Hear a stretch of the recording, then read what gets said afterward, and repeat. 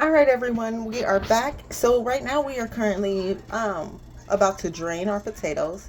I've currently boiled 7 potatoes. So we're gonna go ahead and drain these and mash them.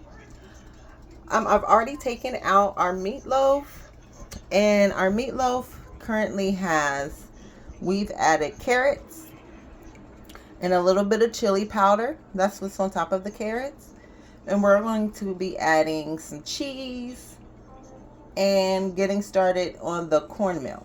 So let's go ahead and drain our potatoes and get those set up for the next topping.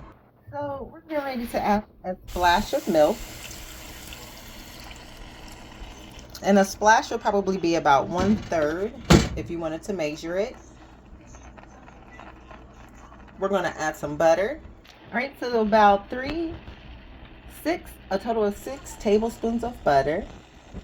All right, you guys, so we went ahead and mashed our potatoes. I currently sprinkled a little bit of some complete seasoning, and we're going to go ahead and mix this in and plug it on top of our meat. All right, so we've also added some slices of habanero.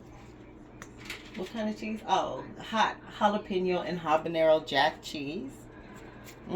So let's add the potatoes.